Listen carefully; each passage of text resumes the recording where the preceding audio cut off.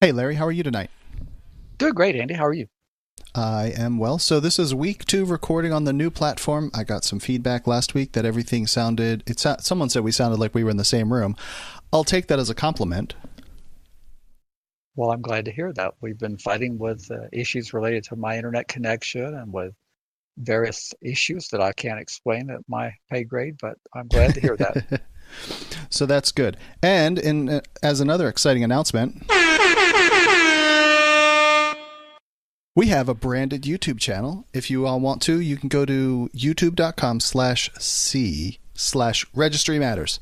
We did it. Thank you guys very much. So currently we have 105 subscribers, which is over the 100 limit, and that gets us what I wanted to get to.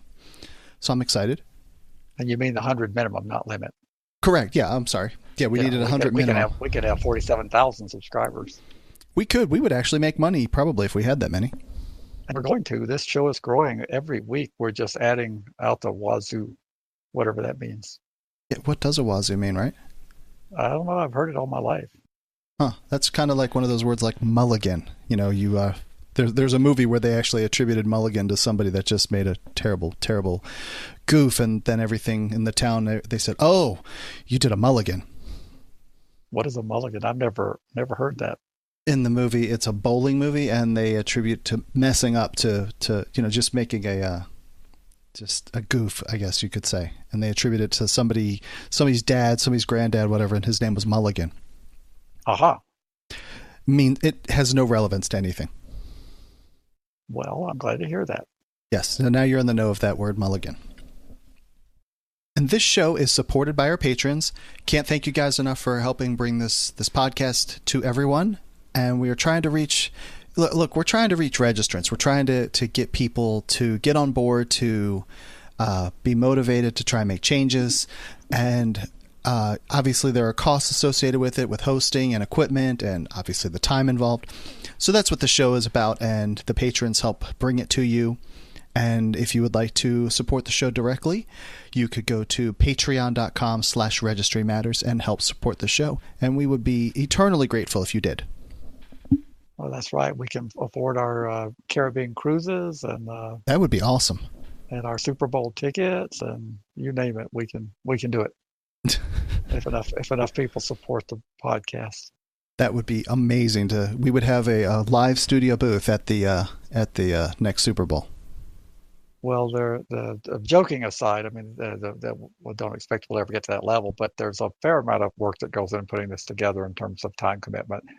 We don't just sit and chat. We do research, figure out what we're going to talk about. We try to read the articles, at least a brief skim of the articles. I'll read as much as I can, but we do spend the effort to bring the podcast. It's not just a couple of guys getting together and having a chit chat, at least not from my perspective. And I know that Andy puts a lot of work into editing it and reviewing it and figuring out where to put the timestamps and all this kind of stuff and getting it distributed. So there's a lot of work that goes into it. Do you think that we can legitimately say we have a market cap of, I mean, there's 800-ish, 900,000 of us on the registry, but throw that out to 1 or 2 degrees of separation to parents and brothers and sisters and kids and spouses. You'd think that we have a market of 3 or 4 or 5 million people that would want to, that should be interested in listening to this. You would think so. Is that fair, though? I think it's fair. The 800,000 I always think is overblown because people are in custody, people are dead, and people are on dual registries because of their situation. But even if you've only got 550, 600,000 that are in the living and not duplicates, when you do the multiplier effect of the family, everybody has a family of some sort, more or less, and you'd think that we have a potential audience of well over 1 million people, a couple million people, and to get a small fraction penetration of that would be tens of thousands, and I don't see any reason why we shouldn't be able to reach that. But it's been a struggle in terms of trying to do the same math with reaching registrants and get financial support for the cause. It's sad that we don't have more support, but I think easily we should be able to have a market of 10,000 listening to the podcast. I would say challenge me to break the server that we're hosted on, that I need to make a bigger server. That's what I would say challenge. And what will it take to break the server? I don't know, man. It's bored to death right now, even with the other couple websites that host it. It doesn't get any traffic. Not in that respect. I'm not saying it's just sitting there bored to death. But it could handle a lot more. Just to deliver a podcast wouldn't take any effort. It's not like people are hanging out and listening. It's just as a file download generally. Well, and this would be like any other program. Nobody, other than the people who are in the production of the Rush Limbaugh program, are listening to the entire 3 hours, 5 days a week. You tune in when it's convenient and you listen to the part that's interesting to you. Well, if we talk an hour and a half every week, there may be times when the person may not want to hear the whole hour and a half. They may want to hear a particular segment, and they may skip a couple of weeks. But you would think with the churning of the audience of people who are coming in and out that we would have a significant number of people that are coming in on a weekly basis. But you would think. With all that, trying to do better. Share it with all the people that you know. That reminds me. So I told you about a guy at the handler office that I ran into. And so here's a guy, he's been out for, not any specifics about the person, but he'd been out for a couple years. He's still in treatment. He doesn't have any sort of foreseeable end to his treatment. And his handlers say that he can't use the internet, which obviously creates a significant challenge to deliver a podcast to someone, because we are a quote unquote internet delivered radio show. This guy is effectively unreachable of a product that he needs to be receiving. And it's unfortunate because a blanket internet ban is very problematic from a legal standpoint.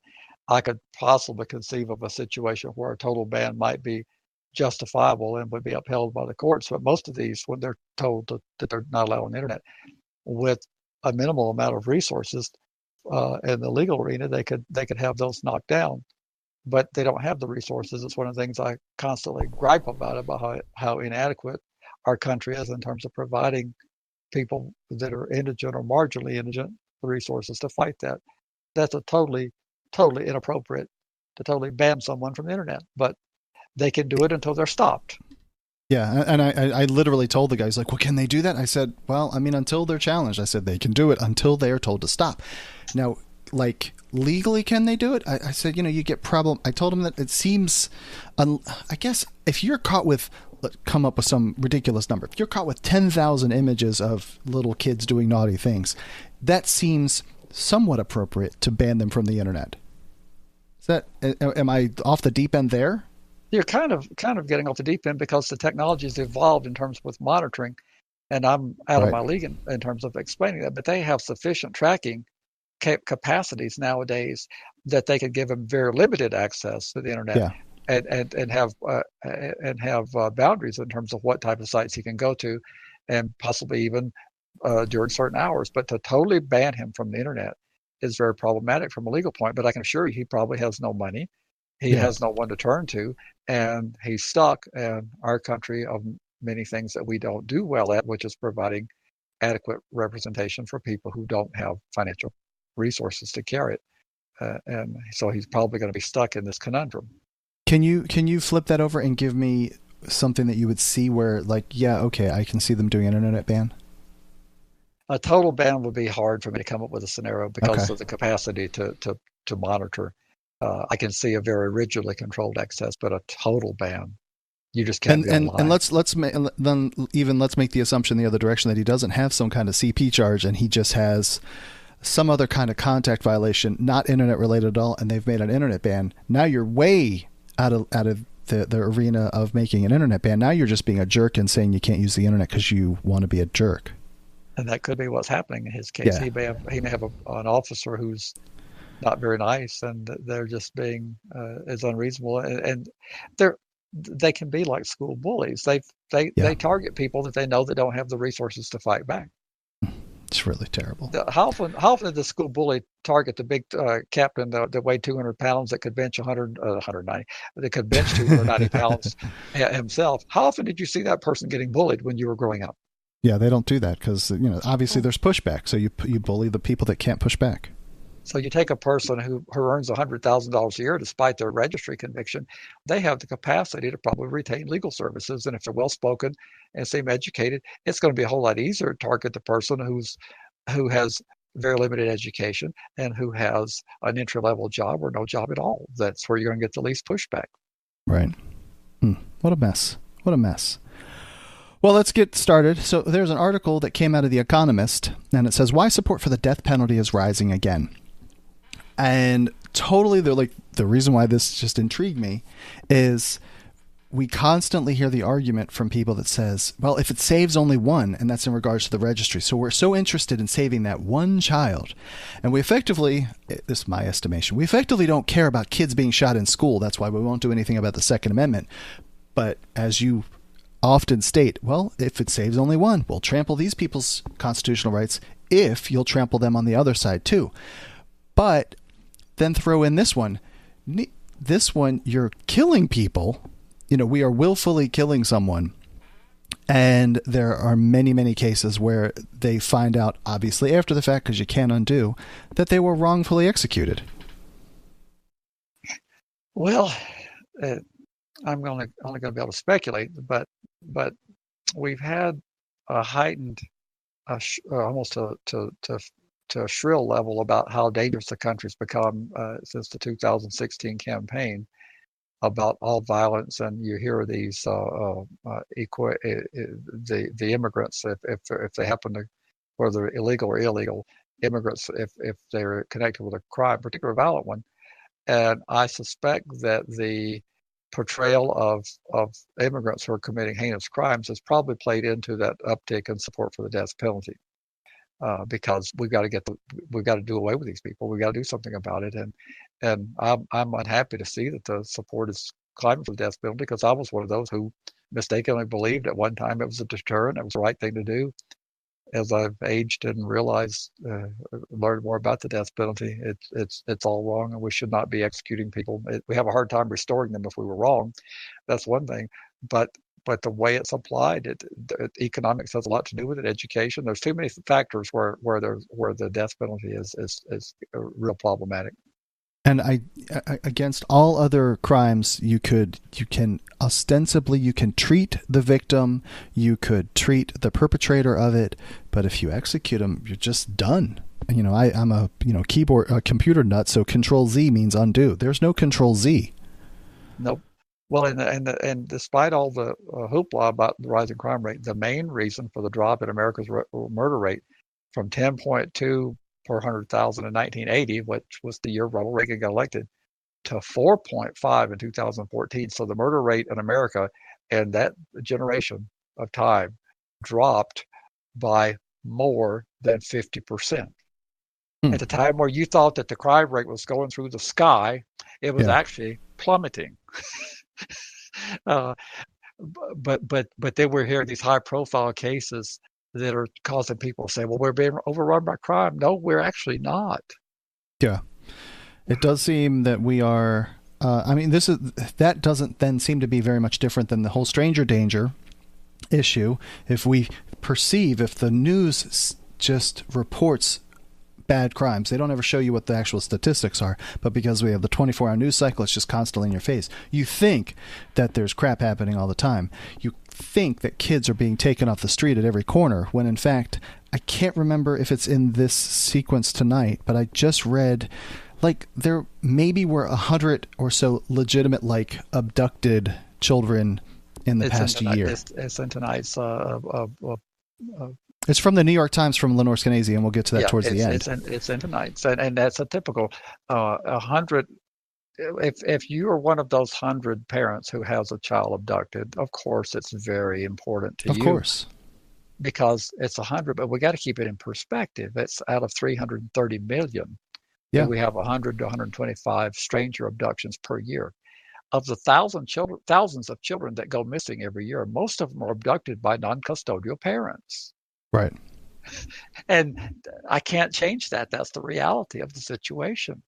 Yeah. But one child, if it's yours, is the most important one. Of course. But it's not a huge problem in terms of children being swept off of their bicycles and carried away. It's if you've got 100 a year in a country of 330 million, the chance of a child vanishing at the hands of a stranger are very, very slim.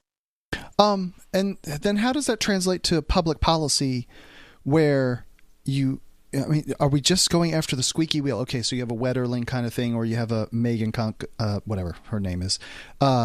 You have those kind of things that just make all the news and all the press, and everyone demands something be done. But it is such an outlier. But that's not what influences public policy. What, to me, should be influencing public policy is cool heads like actual criminologists or sociologists putting forth evidence of, hey, this worked over here in this environment like this. Here's what the policies were. But that's not what we do. We just knee jerk and we go, oh my God, we need to get our pitchforks and torches and we need to go climb up to the castle and burn it down. Well, that brings the emotion back into it, that public policy, when you have a less than well-informed, and gee, I'm trying to be nice tonight, a less than well-informed citizenry, and that's what Americans are. They're less than well-informed. When you have them demanding that something be done for emotional reasons, and you live in a democratic society where people, their very office is decided by people who cast a vote, what are they supposed to do? Flip you the middle finger and say, you're nuts, we're going to do what the hell we want to do? Then you get criticized for not representing the will of the people. And then also throw in economics into it, because the people that are propping up your campaign with the biggest voices are the ones that are donating the money, or I should word that backwards. The ones with donating the money are the ones with the biggest voices. They're going to be the ones that you're beholden to mostly, not the people, but the ones that are donating the money. You certainly are going to give them freer access, more access, because it takes money to run campaigns. And I tell people, when you talk about levels of elected officials, you've got elected officials that are almost volunteers. Yeah. A legislator in New Hampshire gets paid $100 per annum. You can retire on that, right? You can buy your yacht in the Caribbean. A legislator in my state gets a per diem when they're in session or on legislative business. It's about $160, $170 something per day. Yeah. Well, if you've ever stayed in Santa Fe, that's probably about what it takes you to live on a day. Sure. So these people, they need money to run for office, unless, of course, you only want the elite to be able to afford to serve. And it's hard to imagine that the elite can represent you, because they don't know your struggles. But so you need campaign donations to be able to run for office. It costs money for mail. It costs money for media. It costs money to some degree for social media, although those platforms are free. But it costs money in terms of figuring out how to push it out and craft the message. And social media is not completely free. And I'm sure. Maybe someone can manage that on their own in the very small city council kind of arena. But when you move up to state level representatives, or then federal level at the state level stuff, hey, I'm representing 700,000 people. I need someone to help me manage that kind of Twitter account or Facebook account. So now you have to hire people. Mm-hmm. All right. Well, I can't explain other than I think that there's been so much hoopla about crime that's probably explained some of the rise in support for the death penalty. Yeah. It's just sad. Well, and then we don't even have to go down the whole rabbit trail of the chemical concoctions that they're using these days. And didn't you say that a state has reinstituted like firing squads? I think that was Utah, but yes, I think. Good grief! Well, I can't even comprehend that one. That sounds so, I don't know, 1890s or something like that. It doesn't even sound like anything. Why don't we bring back the guillotine? Sweet, and do public square kind of head choppings. Yeah, do the guillotine. They tell me. Everybody that tells me that claims to be an expert claim you don't feel anything. It's hard for me to imagine you wouldn't, but they say you don't. Yeah, we would have to have an offline conversation. I have a theory about how that actually all goes down. You would definitely know about it. I would think you would feel it for the time it would take your body to die. Yes, that's pretty much what I was thinking. Yeah. Yep. So. Even though it's disconnected, it's probably still working for at least a little while. Mm-hmm. All right, and then out of the Buffalo area, Buffalo News, sex offender gets jail for not reporting social media password. This is just ridiculous. So, back to the person that I met that says, quote unquote, I can't use the internet. So here's a guy who's been out for 14 years. He's been out since 2004 of a misdemeanor even. And he reported that he had 2 social media accounts and he only gave one password. And then he gets up to 4 years in prison for not reporting the password. Come on, man. Seriously? Well, what struck me about this was that it said a level 1 sex offender from Tuscarora Indian Reservation. right? Well, Tuscarora, I think that was there was a episode of the Andy Griffith Show Oh my God. where there was a guy teaching Opie how to cheat the vending the gumball machine, and he Okay. said it was magic, and he said you say Tuscarora, and then you tap it. Seriously? Yeah. And so when I read this, I thought, well, gee, but this is one of those things where there's not enough in this story. It was just Yeah, I really a know. blurb. But I would be curious to know more if we can find out without spending tons of resources, because I think this person might have a constitutional challenge. I don't think that the courts would look very kindly on having to give up your passwords. Tell me more And about that. Is that Fifth I Amendment think stuff? I think that would suppress your if they could go access any of your communications at any time with passwords. And I think some other states have tried that, and I think that there's been challenges where the passwords have been given up on. So Right? I'm interested in this. If this is when it says Tuscarora Indian Reservation, this may be a tribal Yes. requirement, and rather than a state requirement, because I've never heard of this being a state of New York registration requirement. Well, It you may mentioned the mean password thing of giving it up being a challenge. I know that a listener of ours in Tennessee, and I'm pretty sure a constant a Patreon supporter in Florida, they both have told me that they have to go give up all of the accounts, and I know the Tennessee guy. He has to give up passwords because I, I he's the one that told us maybe 6 months ago. He was asking about should I like write it down and have them sign the contract that I gave it to him. uh, well, I think it's extremely problematic on the password end because you do have some right to anonymity, and that would give them access to your communications continuously. And I would argue, suppose you are in a position where you have a client's password to some sort of system on their business end. Well, yeah, I have the password because I need access to do some kind of work on it. You government don't have access to theirs by proxy of me. I would agree with you. I would be curious. Why don't you assign one of our highly compensated research assistants to track this down, find out who, find, find out a little bit more about this case, if this is under Indian tribal law, I'll tell and you what. So, Brian in New York, try and find out some more information about it. How's that? One of our well, listeners. and then we've got Charles in New York, our wonderful United Kingdom Oh, guy. okay. And he does a lot of legal research already, right? Yeah, he does. So there you go. He's very brilliant. Excellent. Uh, So we have two people in New York that we can put our fingers on and just try and do some sort of research. Find out is this this sounds like it's federal oriented, but it's from a tribe, Indian tribe up there. Yeah, they probably adopted the territories and the tribal lands were just given the model AWA by the feds, the models online, and they probably just did very little tweaking. And this would be a tweak because there was no requirement in the model federal legislation to include passwords. And this Hmm. may be a renegade officer that's demanding that. Well, I guess not because he went to jail at the Yeah. Niagara County Jail for not telling authorities. So at least it's been through some judicial review. What a mess. It's sad for a misdemeanor that he's going to be incarcerated for not giving up his password.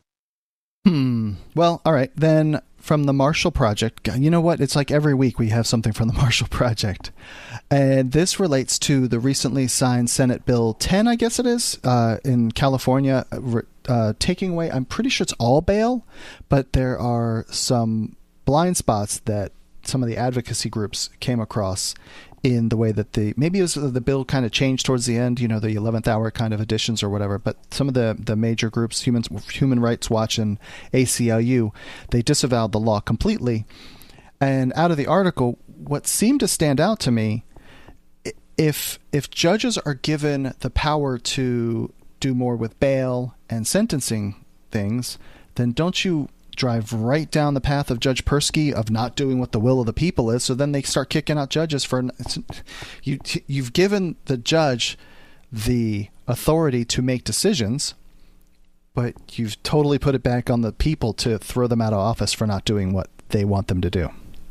You hit it right, Andy. That's we've got a high profile case out of house here where the judges are being criticized significantly for not holding them without bail on that high-profile case of the child dying in the compound, and the judge found that the state had not met the burden that they have to show that the person is a significant danger to the community. And that's what you're going to have here. And according to this article, it says the bill in the 11th hour was hijacked, said Gina Clayton Johnston, founder and executive director of SC Justice Group, a nonprofit that works with women and incarcerated family members. We entered this a really pragmatic way. The matter is the bill takes us backwards. And that's always my fear. That was my fear when we passed the constitutional amendment here to hold people without bail. And it's exactly playing out. But when you do away with the flawed system of at least a bond being set for a person, and you have to go through all this evaluation process, and except for the lowest level, it says people accused of low-level misdemeanors will be booked and released within 12 hours.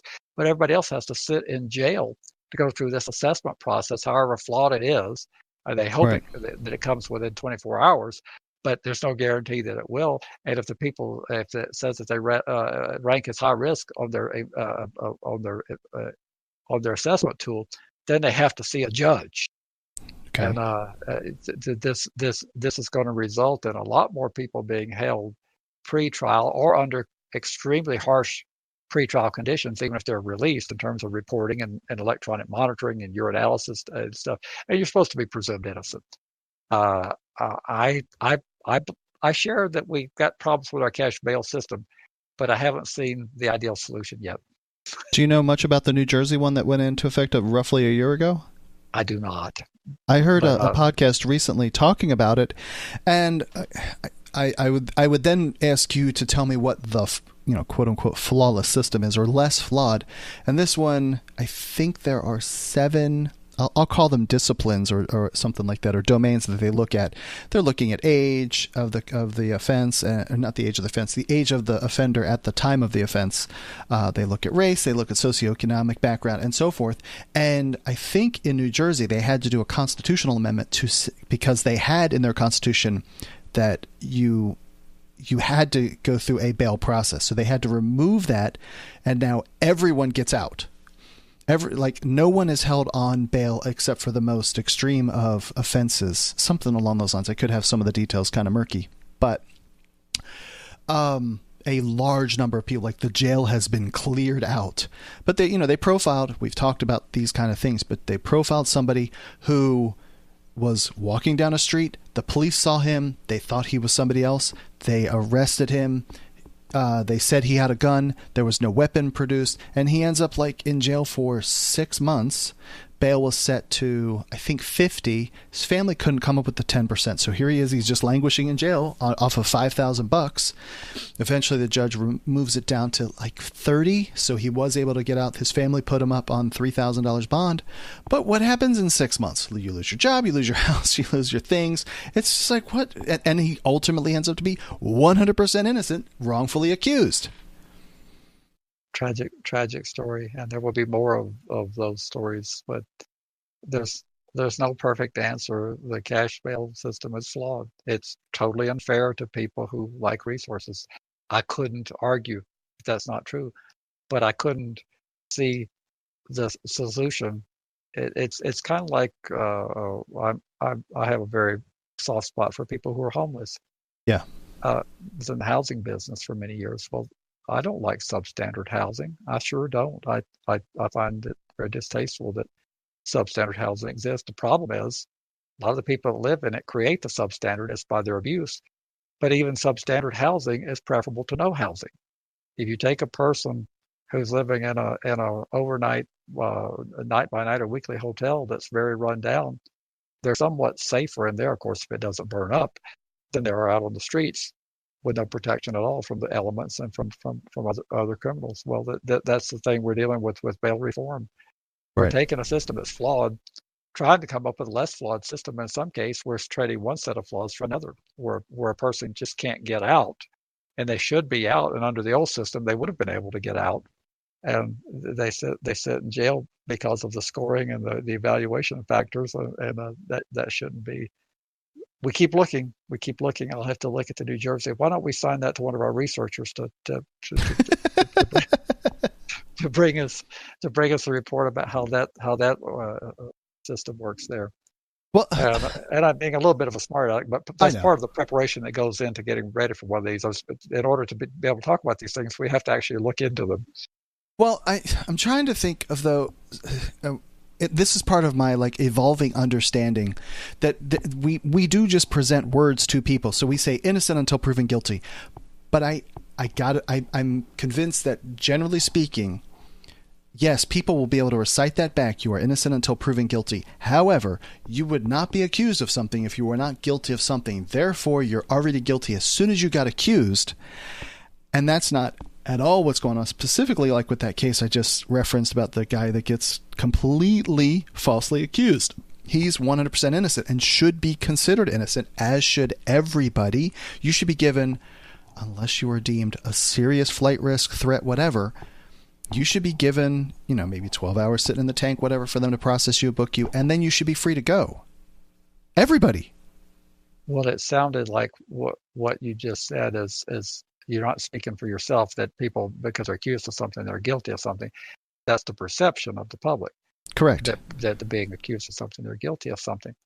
That's where it'd be really nice if the establishment that prosecutes people, and that would include you, Mr. Police, and that would include you, Mr. Prosecutor, if you would, at the same time you release your statement saying that you've charged these people, if you would also say, and this is our opinion, but they are presumed innocent until a court of law finds them guilty. You never do say that. The only time you say that is when it's a law enforcement officer. And then you magically say, whoa, well, there's another side to this. There's a whole bunch of this that you haven't seen.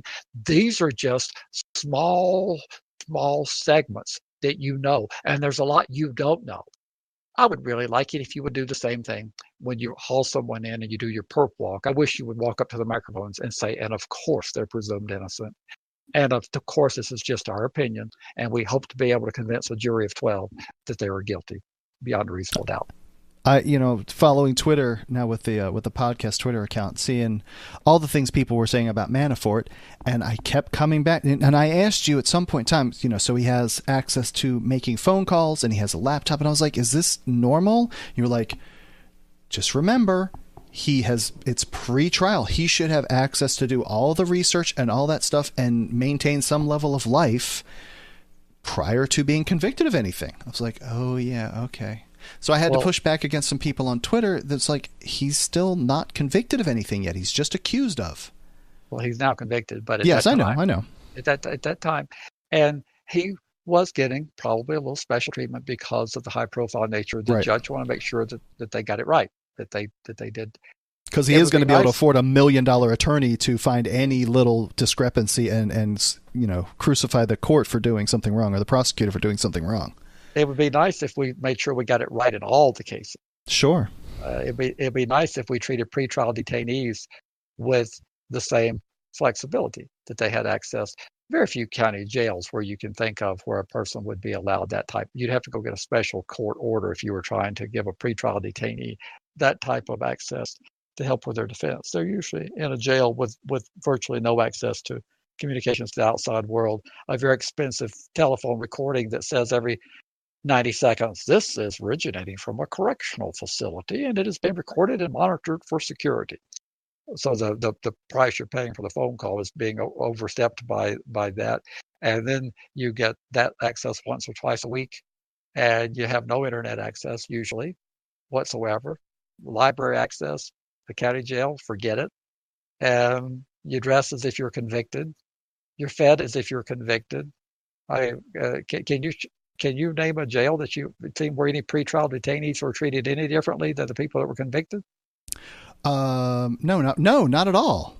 I mean, where I ended up for 4 or 5 months, whatever, it was, you were screwed. I mean, you were just But if we truly did believe that, wouldn't the elected sheriff who's running that jail say, Mr. County Commissioner, Madam County Commissioner, I have to treat the people that are pretrial differently because they're presumed innocent, and I wear this badge of honor, and it's my job to make sure that we follow the rule of law. And I need to give these people different treatment. Wouldn't that be a great day if a sheriff actually did that? Yeah, it would be interesting that you would have some kind of dorm segregation, obviously, like a different area where things are treated closer to home, I guess you could say. Yeah, you're still in detention, you're still locked up, but perhaps less lockdown time, less restrictions on phones and the hours that you can use them and all that stuff. That would make, God, but how do you get there? How do you get there when we have a society that immediately thinks that you're guilty as soon as they say you're accused of? And that's what I was going to say. And the reason why a sheriff will never do that is because the average person believes that they must be guilty or something, and the police wouldn't have hauled them in because the police are overworked and understaffed, and they would never bring a BS case. So therefore, they must have done something. And you would never survive the electorate if you took that attitude.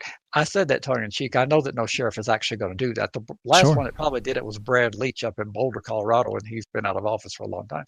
But Brad actually did believe that people who were in jail deserved some humane, respectable treatment. Because he recognized most of them were there pre-trial. But that's a rarity, and Boulder's a rare situation. But you wouldn't survive politically if you did that. And the reason why you wouldn't survive politically is because of what, Andy? But yeah, because the people would throw you out for not being harsh on criminals, because those people are obviously guilty of something. And the people are who? Us. Yes, we the people put those people in office. So if you don't represent what we want, we're kicking you out. So it's not a giant conspiracy. It's a reflection of who we are. If we demanded that pre-trial detainees be treated differently and with more dignity, that would be exactly what would happen. But we, the people, have decided that you're guilty. We are, and as you have said before, we're mean. And yeah, not all of us, but we do seem to, in collective, like we're a mob and we want blood and revenge. So... All right, well, on to happier subjects. And from the New York Times, new U.S. sexual misconduct rules bolster rights of accused and protect colleges. I've had a really hard time with this subject. I started hearing about this years ago, 3, 4, 5 years ago, when some of the high profile, maybe they shouldn't be even considered high profile, but however you want to lay out the scenario, you have innocent scenarios where two consenting adults at this point do something, one of them claims something was not invited. And then, of course, you do have the ones where there is actually some sort of serious, like we'll say rape. But in the interest of protecting a student being accused, you could run them down the whole path of the criminal justice system. They get expelled from school, and they ultimately are found to be innocent. But at the same time, how do you have someone that is truly victimized sitting in class with the person that victimized them? And that is a really big struggle because people in college are kind of forced to be in confined spaces together. Yes, I would agree with that. They unless you drop your class, you don't have a lot of choice of who you're. And so this is coming out of the Betsy DeVos Education Department, and something out of the article said the Obama administration pushed that mediation between the parties would be traumatic and thereby escalating and perpetrating a hostile environment. To that, I know that you have said stuff about Scalia saying you have a right to that confrontation. Bring it. That's part of the Constitution. And then on the flip side, so the current administration, these are serious charges. They can be, and these can be big boy charges. Shouldn't the accused be afforded all the protections of the Constitution, including the right to face their accused person? Well, that's kind of the crazy notion that I believe. I believe that, and I think I put this article in for this week, and I put it in for the very reason that I wanted to, on the rare opportunity that I can be complimentary of this administration. You sound like a Republic-tard. And I've found so little to be complimentary of this administration about that this. I said, well, I've got to do this because I think that the Obama rules went too far, and the proper balance between the accused and the accused was not respected, and the presumption of innocence was not respected, and I'm glad to see them moving in this direction. Now, these are just proposals. The Betsy DeVos's office, the Secretary of Education, said that this is all premature, that this is the deliberative process taking place. But by all accounts, if these recommendations are actually do go into effect, I think it would restore the proper balance of what we're looking for, at least get us closer to that. So those of you who say I never said anything good about the administration. I'm saying something good about the administration tonight. Mark the date and time. I'm all about policy. I'm looking for policies I can support. And this is a policy that I can support coming out of this administration. And I don't know that I've shared this on the podcast.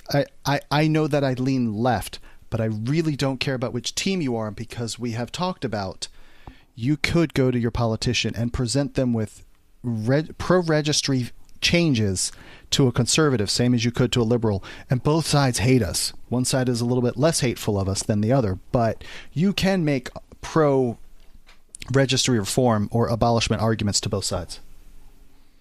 You're right. You on the conservative side, you tend to get more pushback unless they've personally experienced it.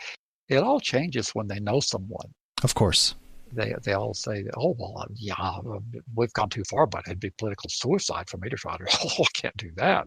Yeah. And they're right. There would be a potential of suicide. I just pulled down the Obama administration letter from 2011. It's 19 pages, so we won't be able to go over that on the podcast tonight. But I am going to save it, so we might want to talk about it on a future podcast. Let's move on to the appeal.org. In Pennsylvania, defendants pay a fee just to plead guilty. I think I put that one in. I wouldn't be surprised. You are very much on the pro indigent kind of defense thing. And that's what the article, you don't necessarily know how someone is financially, but there is some sort of cap if you are of a good socioeconomic status, that they will refuse you to have a public defender. Is that true? Yes. Okay. So then in here, of the $900,000 collected, $570,000 of the fees collected came from people with public defenders. So roughly 2/3 of it came from the poor people. And isn't that a great ratio, Andy? Don't you dude, love that's it? Awesome. So the people that can least afford to are the ones affording it. And actually, this comes from Joshua Vaughn, who is a very pro-criminal justice reform article. What's the word? Journalist in the Pennsylvania area. I was flabbergasted when I saw that. And they're not even exorbitant numbers, depending on what. I mean, if you're making $7 an hour, $25 is probably something significant. But they talked about someone who pled guilty to some charges of marijuana, sentenced to 12 months and 30 days 12 months in jail, 30 days probation, and he was also ordered to pay nearly $1,000 in fines and fees and $160 that went toward a plea fee. And it was good grief. So then in another case, a woman stole $25 in merchandise and then was hit in nearly $600 in plea fees. Other than Lindsay Lohan, who was running around being a kleptomaniac all the time, who's got millions of dollars, people probably aren't just running around thieving stuff if they've got the cash to support it, generally speaking. Well, and the sad thing about it is what the reality is, a lot of these people end up not being able to pay the fees, and the system has to consume more time processing them. Right. Kind of like the technical registry violations we talked about in Pennsylvania. Yep. You end up with these people going through the revolving door of violating their conditions of their unsupervised probation or their supervised probation, whichever it is. They didn't pay their fees. They get hauled into the court system again. They sit in the county lockup. They spend a whole bunch of money trying to get that money, and they end up losing money. And a conservative would normally tell you that they would be against such a thing. But when you go take this type of thing to them, they get riled up and say, well, we can't just let these people get away with not paying. I mean, they didn't have to. They didn't have to do the crime, and we need the damn hardworking taxpayers can't pay the cost of this justice system. These people need to be held accountable. And part of that is paying costs related to their misdeed. And if we don't make them pay the cost, they got to have a consequence. So of course we got to lock them up. I said, well, you're spending $30,000 a year to lock them up because they didn't pay $1,000 in costs. I mean, I'm doing the math, and I can't come out to make your numbers add up. You say you're fiscal conservative, and you believe in doing things that are proven. And by golly, I do. But I'm going to lock these people up till they learn they have to pay and comply, and they have to be accountable for what they did. Otherwise, we just might as well not even have the laws. What the hell's wrong with you? That's the kind of reaction I get. I'm right, and that's penny smart and dollar foolish, I guess. Yes, I will tell you a story, and I won't name the name of the prosecutor, but that's fine. I had a prosecutor who doesn't prosecute anymore, but he was fighting that very battle of a person who was going through the revolving door over fines and fees, and he told retired judge, I believe it was Victoria Grant, but he told her, we want to just dismiss the charge. And she says, you can't do that. Why do you want to dismiss the charge? And the prosecutor says, because they win. We're spending more money, more time messing with this. And for $97 or whatever it is, let's just let it go. Well, we can't do that. I mean, we can't do that. Well, I'm the state. I can do that. And I'm doing that. I'm dismissing this case. We're not going forward with any more prosecution, but it's like everybody's wired around that we can't let them get away with it. So you're willing to spend a whole lot more money trying to collect your fees. It's kind of like the making people pay for their jail stay. There's jurisdictions that have tried to require people to pay, and they spend a lot of money creating bureaucracy.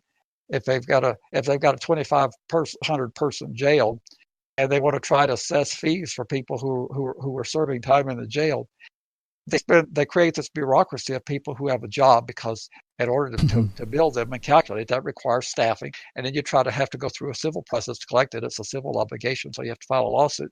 So you're filing lawsuits. You're trying to collect from people who can't pay. That's why they were in jail to start with. Usually there's an economic component to most people being in the offender category. Not always, but there's more often than not. And you spend all this money. Of course, once those jobs get created, no one wants to eliminate their own jobs. So if you come in there and say, well, we need to abolish this, we're spending too much money, everybody who works in that collections unit, they'll tell you how vital their service is. Oh, man, yes, we need this. We're keeping the community safe. Yeah. These things are hard. And now we're getting the people ready for when they get out, because they'll know how to manage money and maintain a job. Oh, this is, I think I put this in here because of the absurdity of it still seems to me that it is I don't even see any exceptions. It is in our interest, if the person is going to get out, which, pretty much everybody is, that we should get people out as quickly as possible and as prepared as possible. Almost like, hey, we're gonna set you up for some level of like standardized tests. It's almost gonna be like you're gonna go through school, where you're going to have to pass some grades, you're going to have some milestones to get through, and when you achieve X status, maybe not everybody gets there at the same time. Maybe some 19-year-old kid who grows up in the ghetto doesn't have a whole lot of education. Maybe it takes him a little longer to get out. Somebody that goes in with a little bit more clue about how the world works can get out sooner. Maybe that's not fair. I'm just kind of throwing it out there that way, that it's in our interest to get these people back on the street, to have a job, to support society, to clean up trash on the sides of the road as part of a volunteer project, to pay taxes, and, consume in the economy if we're a capitalist-driven society. I agree. I don't see the alternative. I don't see how the alternative makes any sense whatsoever.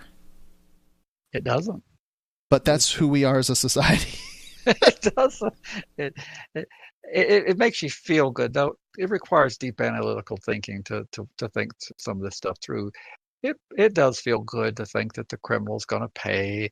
If you're out shoplifting, by golly, you're going to pay, and to pile all these fees on them. But you set yourself up for a cycle that you don't want to pay for, because they're not going to pay for it. They're not going to be able to, in most cases. And you set yourself up and then you wonder why you have 5 times the incarceration rate of every other civilized nation on earth. Yes. And you're shocked that you have this, but yet you're not willing to look at yourself and figure out that you're part of the reason why we have this astronomically high incarceration rate. That's what puzzles me. Yeah, it's very strange. Very strange. Well, are you ready to move on to this Court of Appeals? I guess so. What are these things called? The sentence, the results, what are they called? What do you mean? What are they called? What is the paperwork that, I'm looking at a webpage. What is the thing called where yes, I decided to skip the police story. I did, because I don't see any reason. I mean, like, okay, so one of the guys that killed a kid gets convicted. I don't know. Not only did he get convicted, he got sentenced, and that rarely happens. So it was one of those. I preach accountability. We had accountability. That's what I wanted to mention about that. Part of our system, fixing our system, is holding people who do bad things accountable. And a police officer was finally held accountable for shooting someone without justification.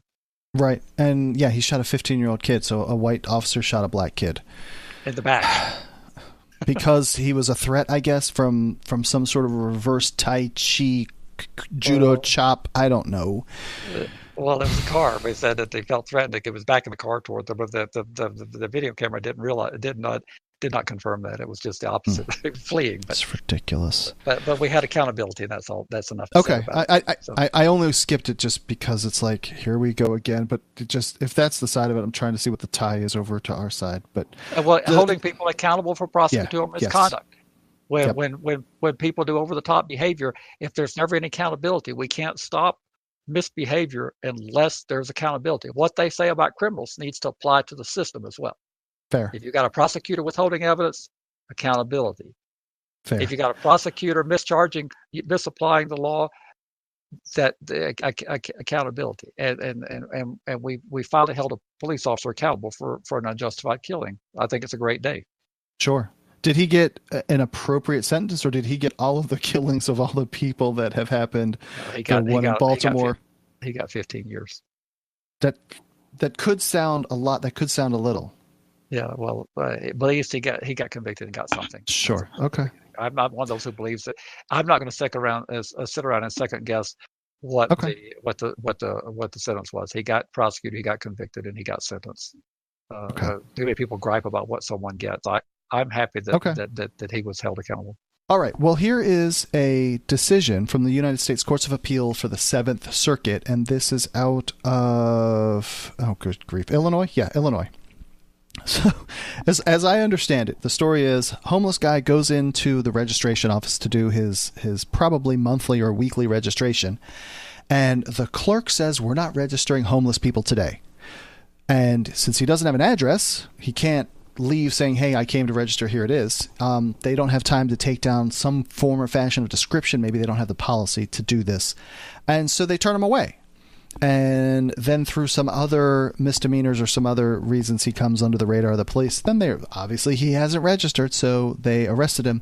And here is an appeals court that actually upheld the decision that if you're homeless, you're kind of screwed to being on the registry in Illinois. Possibly.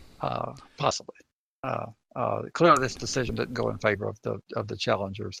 But to comply with SORA, they recall in Illinois, the Sex Offender Registration Act, any sex offender residing in Chicago for 3 days or more must register at police headquarters. And the offender must provide law enforcement with comprehensive biographical information, including identification and proof of address. If you're homeless, that's hard. If the offender has no fixed residence, he must report weekly to the department in which documents of all locations and where the person has stayed in the past 7 days. Well, that appears to be a process for people to comply with, but it looks like the intake officer said that we're not going to register you because you don't have the proper proof. Right. Well, he has to have proof of address or documents of where they've stayed. Now, where I'm struggling on this is not having all the pleadings on this, just having this decision. What documents? Let's imagine that we're pushing our shopping cart around downtown Omaha, and that as the sun gets low in the sky, we find a secluded place, and we're lucky that the police haven't discovered, and we lay out whatever soft stuff we've got, and we sleep there. And then as the sun rises the next morning, we roll that up so we can begin to push it around the streets of Omaha again. What documentation would you have to take to the Omaha police to show them that you stayed in that secluded location? What would you be able to take in? That would be hard. Not to mention, so now your shopping cart may get a flat tire, and now you're just roaming this. This is ridiculous. So where I'm struggling is they are quoting a section of the statute that says 153A of the ILCS, and which I assume means Illinois compiled statutes. But they're saying that the person which documents all the locations, he must report weekly to the department, which documents all the locations where the person has stayed.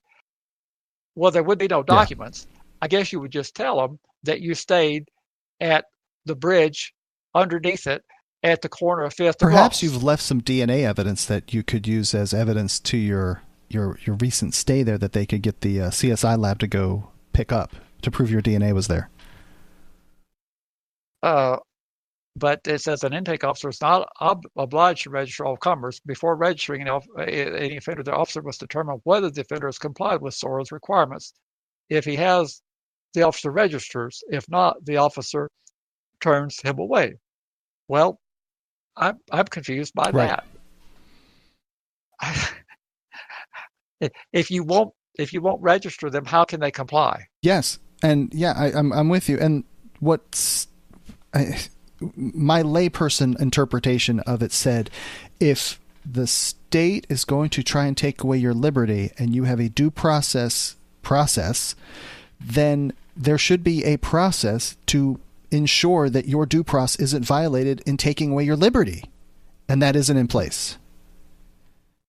Apparently not, according to the Sixth Circuit, but not having all this is an appellate level decision, which means there was a lot of litigation below in the lower court before it ever got to Court of Appeals, which we don't have. It's just when Montgomery, who was the guy's name, told the intake officer he was homeless. The officer responded that the department was not registering homeless people right now. Nearly 7 months later, after arresting Montgomery for violating several ordinances, police discovered he had failed to register. They charged him with the violation which he was ultimately acquitted. Well, that's kind of strange there that he was acquitted. Right. Okay, well has, I mean, it's going to sound a little uncaring, but has he been harmed if they charged him and he was acquitted? Who prevailed? Okay, I'm with you. So the state could just say let it go, but I'm going to then guess that they appealed. Well, you cannot appeal an acquittal. So then how did this go to the next level, do you speculate? Well, it looks like they brought a 1983 claim trying to which is a section of U.S. Code where people who say their civil rights have been violated. He may have wanted compensation. There again, we don't have the pleadings from below, but he may have wanted compensation for all of this, and he may wanted a declaratory relief that they couldn't refuse to register sex offenders. When he may be trying to establish that when he shows up to the registry office, they have a duty to register. And because it's at one point of the opinion, they say that he asserted a right to register. And so I'm guessing without the underlying documents that he may have asserted that they had caused him pain and suffering plus incarceration, and it was their fault that they didn't register him. Therefore, they should be admonished and he should be awarded money because they refused to register. This sounds you have referred to this as a second bite at the apple. That's what you're sort of what you're describing then is he got off and then he went into, hey, maybe I can get more if I've already won. Well, a lot of people feel like that way when they're found not guilty, which does happen occasionally. I think I knew of a not guilty verdict in the last 10 years, but then they want compensation and they want to be made right, and our system doesn't work that way. Being found not guilty, boy, this is going to heckle some people, is not the same as being found innocent. Yes, we talked about that from your CLE class. The not guilty means that there was not sufficient Correct. proof to meet the burden beyond a reasonable doubt. It doesn't say we pronounce you're innocent. So therefore, without proof of actual innocence, he clearly did not register. We know that because everybody stipulated to that. What we don't know is why he didn't register, other than the fact that he says that they wouldn't register him. And he asserted he had a right to register. The court says the first claim is the weakest. The plaintiffs argue that they have a right to register sex offenders, but saying that one has a right to register under SORA is like saying that one has the right to serve a sentence or the right to pay taxes. SORA's registration requirement burdens sex offender. It's not, as the plaintiffs contend, an aspect of their liberty. Okay. So it kind of moves off into the silly end, I think, as you said earlier, before we started recording. Well, I'm thinking that this was a creative attempt to get possibly some financial recovery and possibly for getting a declaration that you have to register people when they show up, and the federal court declined to do that. They said you don't have to register people who don't meet the requisite registration requirements. But it seems a little bit arbitrary and capricious on what they tell people. If you're homeless, let's admit that you're probably transportation challenged in all likelihood. Better than 50-50 odds are that you're transportation challenged. Probably a lot higher. If you're transportation challenged, getting to a registry office is very inconvenient to start with, which means if you show up in a good faith effort to comply and they refuse you, there is some responsibility on the part of the state that you're not timely if they refuse to register you when you show up. I mean, maybe I'm missing something. No, I think here. You're right. I mean, they give you the tiny little window to get there. So you've kind of moved mountains to get there. You have a 72 or 48 hour window, depending on the state, I guess, to get there. So you've moved mountains to make it. Depending on if you're in a rural county or not, it might have been something pretty monumental for you to get there. Mm-hmm.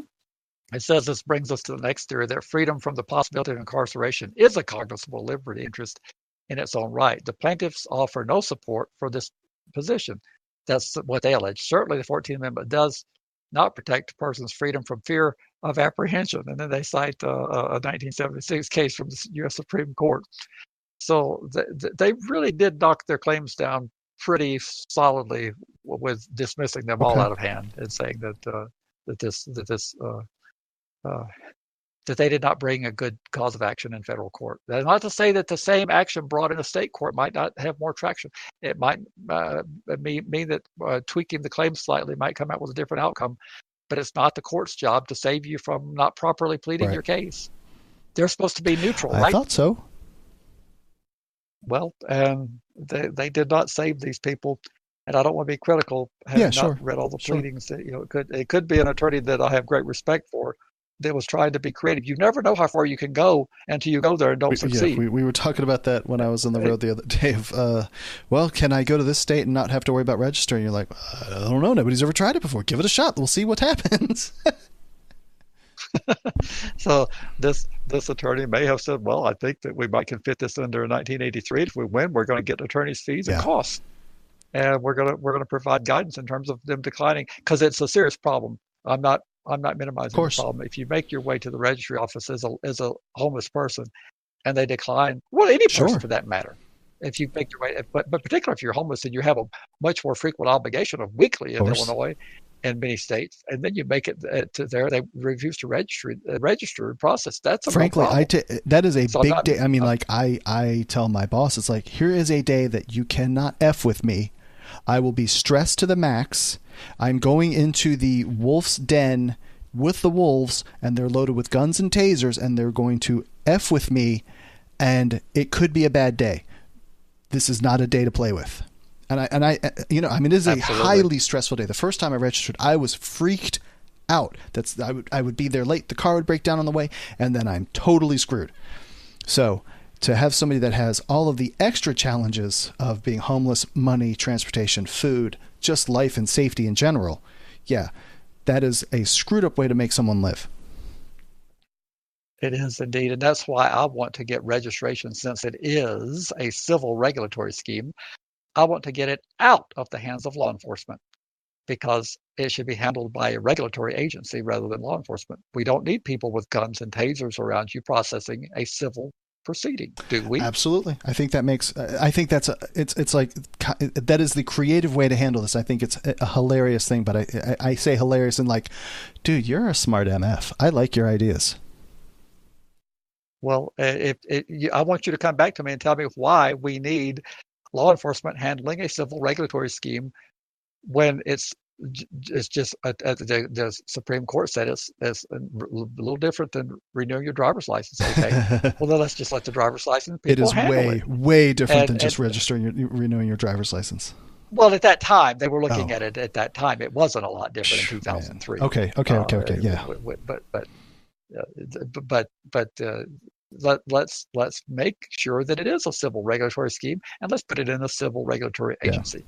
And people must say, well, don't you understand, if we do that then they'll mark everybody's driver's license. There's absolutely no reason for the motor vehicles to mark your driver's license. That's absolutely no reason for that. That's done to be extremely punitive. But they could hand you a driver's license just like everybody else that is good for 4 or 8 years, just like everyone else's. They would just simply process the registry information, and that picture that they take would be your registry picture. But there's no reason for this to be handled by cops. And so it's a civil regulatory. I want to move it to a civil regulatory framework. That's what I want to do. Of course, I really want to abolish it, but I recognize that's not going to happen. If you can't abolish something, then you make it as less painful and as less confining as you possibly can. I don't think I have used this expression, but I think this almost should be like our motto for the whole registry movement. Don't let good be the enemy of perfect. Or don't let perfect be the enemy of good. If we can make some tiny little improvement, that is better than nothing if we're trying to strive for perfection and we get nothing. Well, gosh, we got nothing. Well, it's just like the removal process in California. That is the most awful removal process that they passed with their tiering system. If you're going to go to a tiering system, then there should be presumptive relief after you've been on the tiers for the number of years. So with the tiering system, California goes from having everybody lifetime to putting them in 15, 25, and lifetime tiers. But then you have to petition through a ridiculously complex process that's so politicized that very few people will ever get off under as it exists today. But it was a step. Under the previous system, you got off when you died. We now have a process that will potentially let a few people off. It will take a few years before they realize that the registry will be just as bloated 5 years from now as it is today, because the removals will not be anywhere near as the additions. There'll be more additions, there are removals. At that point, you can go back and have a discussion and say, here's what you did wrong. You put these things as barriers and they need to be removed. But that is an awful process. But it was a step, a very minuscule step, but it was a step. But the point we were making is that if we do nothing, then we accept the status quo. I can't abolish the registry, but I can try to make it better. Or at least keep it from getting worse too. And definitely keep it from getting worse. Well, before we make this into the 3-hour-long marathon show, so let's move on to the San Francisco Chronicle article that says criminal justice system fees for $21,000 waived. Should have moved this right to that other one where the 2/3 of the money had come from the poor people. So here we have almost the same situation, but they took the fees and they just waived them and said, yeah, all right, you're good, move on. Well, I wasn't quite clear how they did that. It was a little unclear when I scanned the article to figure out how they did it. They were talking about people having their wages, they were talking about people having their wages garnished. There were $32 million in fees that were sitting on the books, and I'm going to assume that these are people that are least able to afford to pay them, a few $100s here, a few $100s there. Then you're stuck collecting. They probably move that off to collections at some point. Now you start incurring extra fees and you just get harassing. I'm assuming that's what happens eventually. Okay, here it is clear. I did a too quick, but under a new order by San Francisco Superior Court, which was announced publicly Thursday, the county hit. So it was a court order itself. It was. And it says Thursday's announcement builds on legislation Breed spearheaded, which I guess is a person mentioned, Mayor London Breed, when he was on the Board of Supervisors, which is equivalent to their city council. They call it Board of Supervisors. The change has knocked off $32 million, but also about $1 million, I think, in recurring revenue that they'll no longer collect. And it's not retroactive either. And which means that you're going to have to either find new revenue sources or cut something else. Can't do that. That's competing for that $1 million. Well, no, not it says the point is to lift the financial burden from people leaving the criminal justice system, many of whom have low incomes and can't afford the fees. While not punitive, the fees were intended to cover the cost of criminal justice programs, but the Office of Treasurer and Tax Collector found that more than 80% of the bills went unpaid, so the city received minimal benefit. That's what you were just talking about. You were just talking about that on the other side. Yeah, that you end up spending more money trying to get the money, and conservatives claim that they're so fiscally prudent that they would never do anything. That's only what liberal do-gooders do. But by eliminating the fee, the city estimates it will lose about $1 million annually. The financial hole will be filled from other parts of the city's budget, which there's like a clarity on that. But yeah, there will be some. There were fees being collected, but $32 million were not collected. But people were paid. There are people who will do whatever they have to do to pay their fees. somehow or another they will get those fees paid because they don't want to be sitting in the clink. Well, let's move on to this opinion piece in the New York Times from Lenore Skenazy, and it's talking about when fear of strangers is fatal. There was a internet video that came out that turned out to be, I think you could probably call it fake news. It got reapportioned into a different organization, but originally it was a little video clip that came out of Pakistan where two kids stand on the street playing ball or something like that. Guy on a motorcycle drives up, snatches one of the kids, and hauls ass off. And the article was like, hey, look, protect your kids. But then some other groups got a hold of it. They clipped out some pieces, and they actually turned it into like, here is video of a child being abducted. You don't know where it's taken.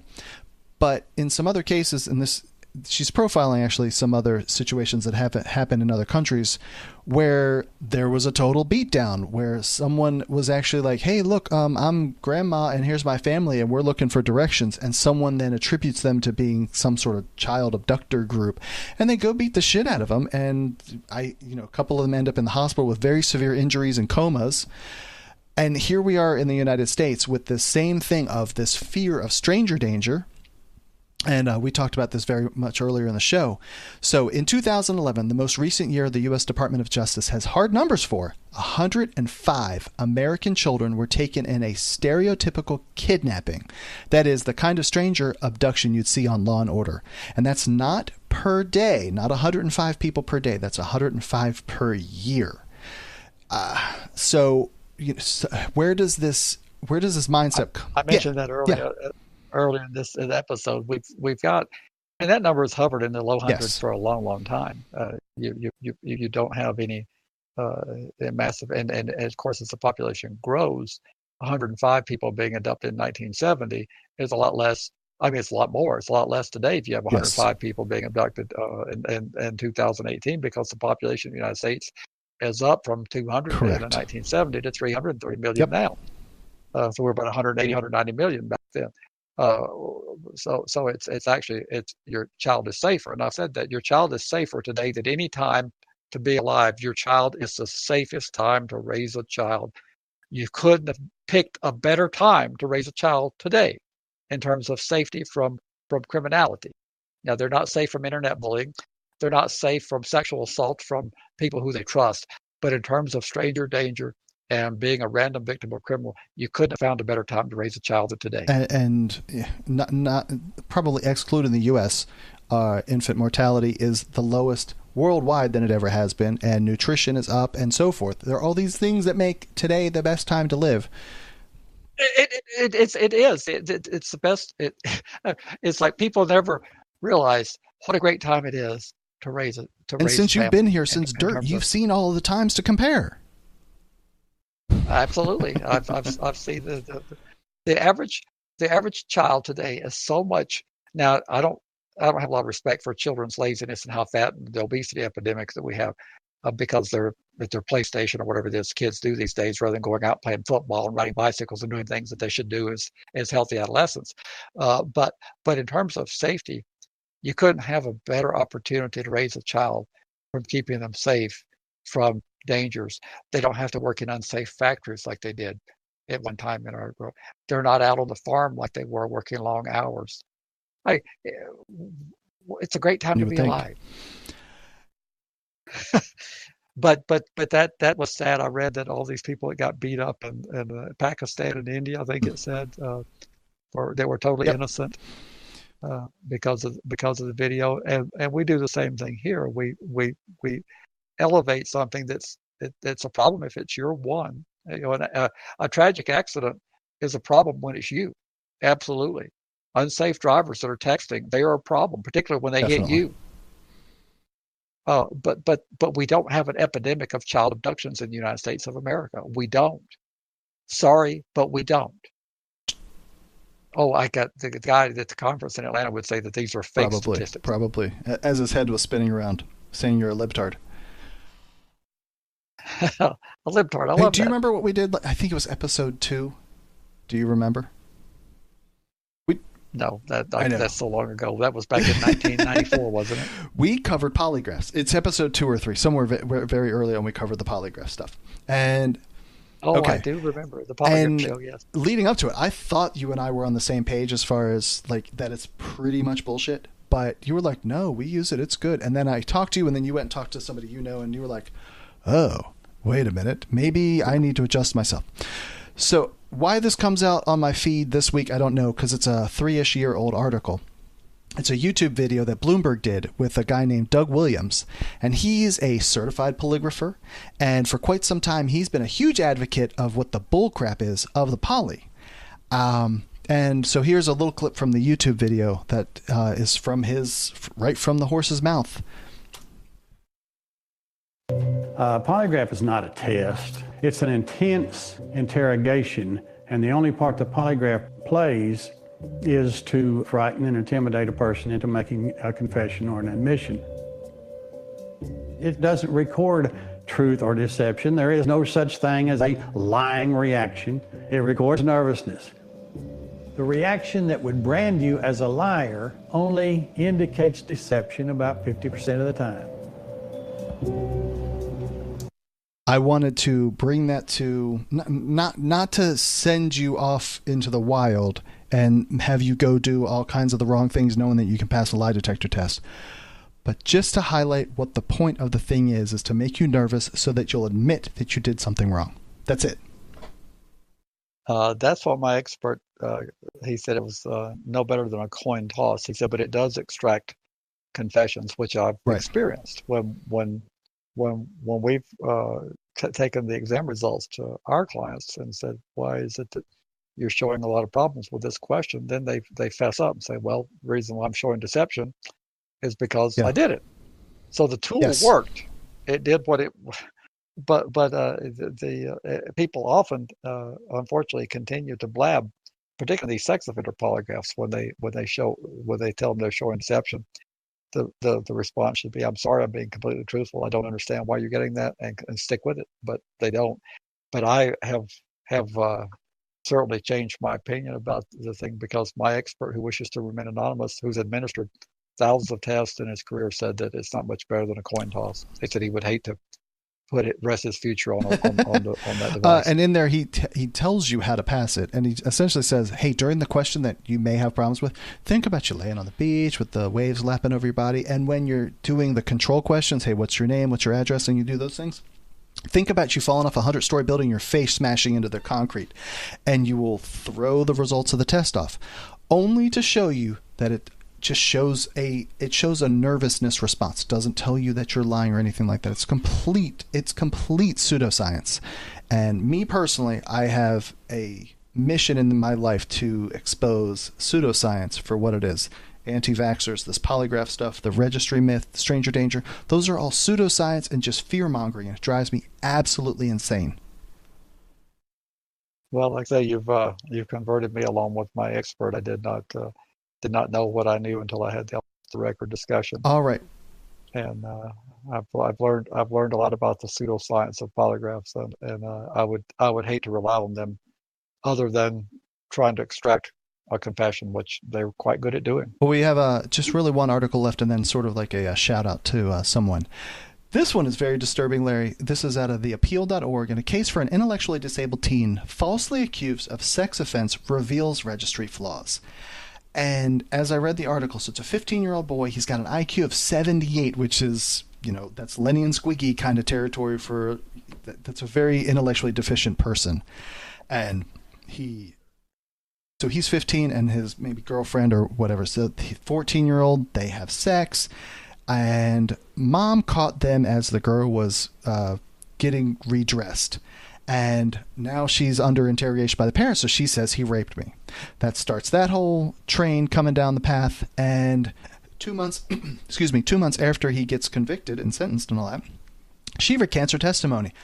But he's now convicted, and now he's in the whole regime of the sex offender, and he can't get out. And what is he being treated for? If it makes no sense. You've taken away what the foundation of what he quote unquote needed to be treated for, but that's been evaporated. But now he's still in the treatment program. Yeah, isn't this a great? This is situation? Awesome. This is one of the better ones that I've seen come across my feed.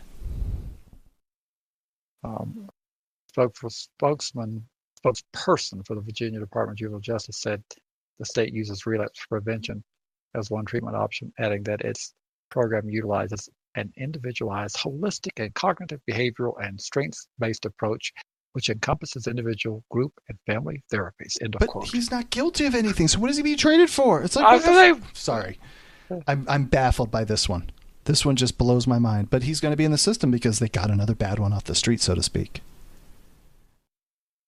Well, he pleaded guilty to raping a friend, so he maintained his innocence and said he only had consensual sex. And then, like you say, the court-appointed attorney advised him to enter a guilty plea to avoid being charged as an adult, which is one of the things that happens. If you don't do this, we'll do this. And then after he was sentenced, the girl recanted. So, and that gets into a problem of trying to undo a guilty plea. He pled guilty. He admitted to the factual allegations that he did by guilty plea. Now what do we do? He's not guilty of a crime to begin with. The whole thing should just be like wiped, roll back. Well, how do we do that? I don't know what the legal process would be, but there was obviously a legal process that started it. But if you've wiped out the foundation of it, he's not guilty of a crime. So his statement was made under duress. Well, it says Coker was eventually released in the Circuit Court of Stafford County, vacated his charges. But despite his innocence, Coker underwent therapy at Hanover to prevent him from sexually reoffended. Yeah, so maybe the jail time is done, but he's still in the stupid treatment program. So anyway, all right. Well, the last thing that I have is I learned of a podcast from Emily Horowitz. She was interviewed on Thaddeus Russell's program called it's Unregistered, actually.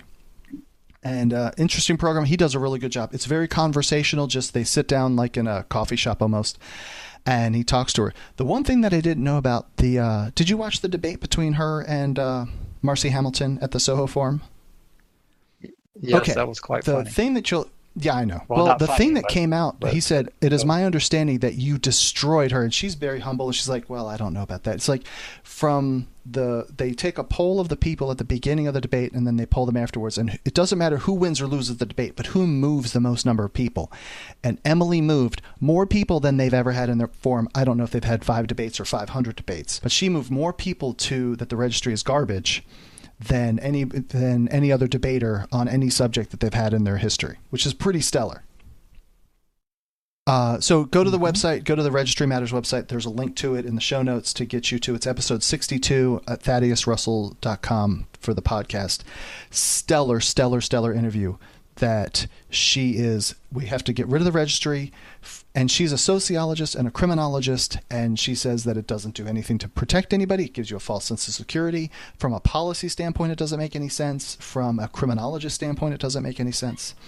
So all of the talking points that we need to have as a people, as a group of people pushing against this, she lays it out for you in that 90-minute interview. I totally know that, and she keeps pushing me back. She is waiting. She's working on a research paper, and she doesn't want to just come on and talk to our people about the things that we already know. She wants to have something new in the pipeline to discuss. It is in the works and will happen. Just, it's on her schedule. She's a busy lady with 4 kids, and she's a professor at a college in New York City. But super awesome. Well, we shall go listen. They're very worth listening to.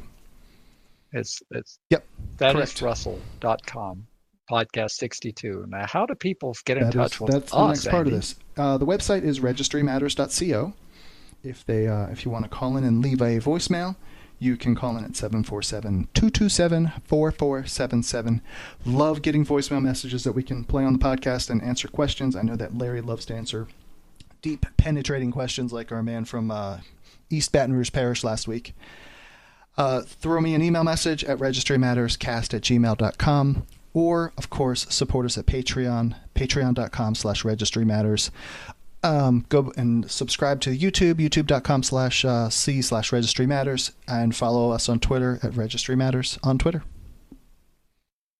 And I did finally reach that person that had sent a private communication wanting to know about how to no one would take the case because it was a sex offender, and we agreed to do some further exploration, and it may not be the greatest case, but we did talk, and we agreed to talk again. And it was quite an interesting conversation. I'm glad I could do it for her.